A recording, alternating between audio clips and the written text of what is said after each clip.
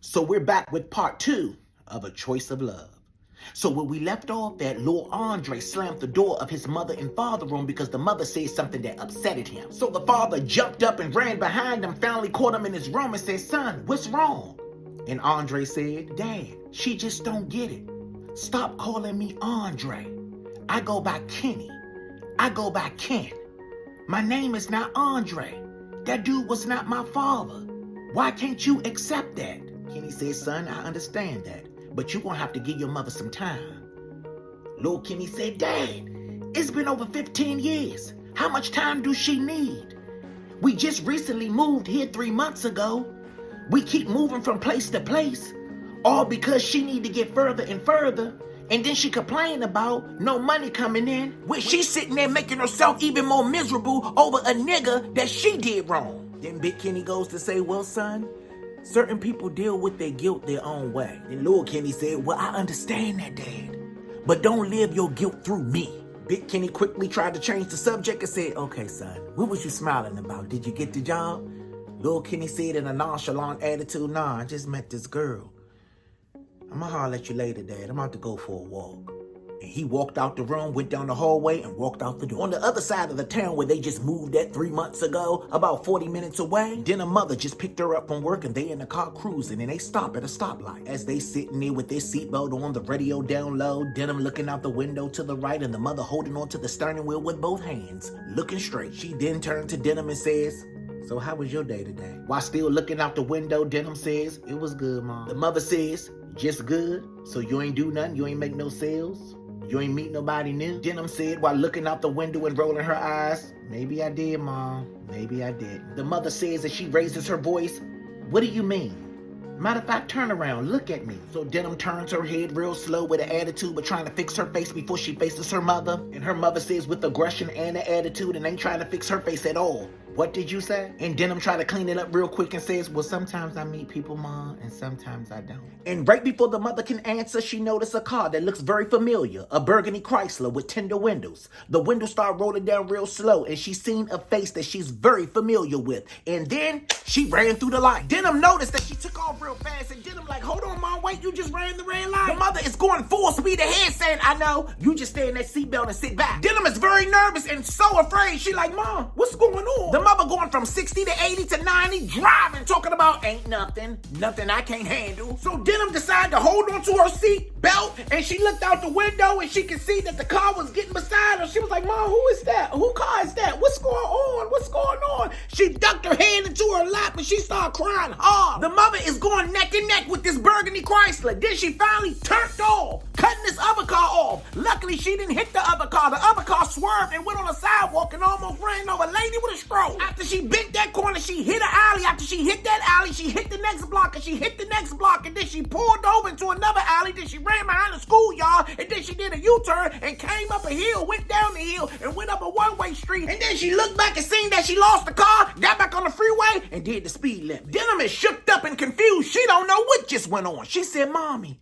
who was chasing us?" And the mother said, like Miss Sophia for the first color purple, "I said, it ain't nothing I can't handle." And pulled up in front of her house and parked the car. So they get out the car. Denim is nervous and she power walking. The mother's walking regular. She don't got no worries in the world. They get to their apartment door. The mother dig in her purse to get her apartment door key, open the building door, walk through the door, go up the stairs into their second floor, go to their door, 202, open the door, go in and shut the door behind her, and then put on the lock. Denim walk towards the couch, walk around it, sit down and take a deep breath. The mother said, "What's wrong with you?" She said, "Nothing, Mom." The mother goes back to the conversation in the car. So anyway, like I was saying in the car, how was your day? Denim says, "Mom, it was good." The mother walked over towards Denim, sit next to Denim and said, "Did you meet anybody?" She said, "Mom, well, actually, Mom, I did. I met this dude." The mother said, "Dude? What's his name?" Denim backed up a little bit because the mother creeping her out. She said, "Ken." "Ken who?" "Kenny." What he look like? Tall, slim built, muscular, chocolate, nice shape up, clean cut, well dressed. Yeah, that's how he look, Ma. You got a picture? No, Ma, I just met him today. I don't have a picture. You got his number? Yeah, Ma, I got his number. Text him and ask him to send you a picture. Really, Ma? Now. Okay. So Denham done text Kenny and asked him for a picture, and the mother just sitting there waiting like a prison guard on the day shift. So less than 5 minutes, bing, the picture come through. She slowly raised her phone and faced it to her mother, say, "This him, Ma." The mother leaned in for a closer look and look at the phone. Oh. He's fine. In the daughter head, the daughter like, my mother crazy than a motherfucker. But she don't want to say that out loud or show no expressions on her face that might upset her mother, okay? And then she still shook up from this Dukes of Hazzard chase that they just went through. And the mother sitting there smiling, talking about, ooh, keep him close. All the daughter can say while holding the phone is, okay, Ma, this bitch is mommy dearest. So the mother just get up from the couch and walk to her room. Denham texts Lil Kenny back, say, hey, are you free? Lil Kenny replied, yeah. Denham says, can you meet me at the park? I'm going to send you my location. I'm about to walk there now. He says, okay. Now, back at Lil Kenny's house, Lachelle is on the phone with her mother. And Lachelle's mother is on the phone expressing her feelings to her daughter, Lachelle. Lachelle, I need to see you, baby. I haven't seen you in over 10 years. I just see pictures, and I miss my grandson. How's Kenny doing? I need to see my grandson. The body is weak and weary. Oh, Ma, you gonna be okay. We gonna come and see you. Lachelle, you don't know how long I got, baby.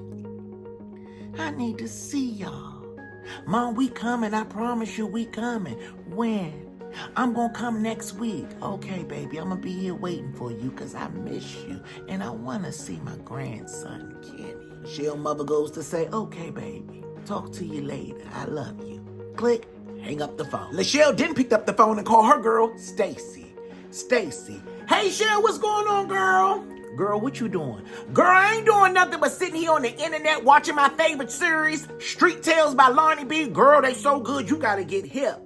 Oh, okay. Can you do me a favor? Sure, girl. What you need me to do? I need you to go check on my mom until I get there next week. Girl, you coming down here next week? I can't wait to see you, bitch. Yeah, I'm coming down there. But in the meantime, just go check on my girl. You know I got you. That's my girl. You know I love Miss Sabrina. I'm gonna check on her, girl, right after this series go off, okay? Hopefully we get to the bottom of this shit, bitch, okay? Yeah, hopefully Lonnie don't have no cliffhangers, bitch, okay? Because he be giving me anxiety, bitch, okay? But I'm gonna call you back. Now, over at the park where Denham is sitting at, Lil Kenny finally shows up. Lil Kenny gets there, gives her a hug and say, hey, how you doing, beautiful? She said, I'm doing good, handsome. And they just a blushing and liking each other. He sit down beside her on the bench and say, what's up? Everything okay? She replied by saying, not really.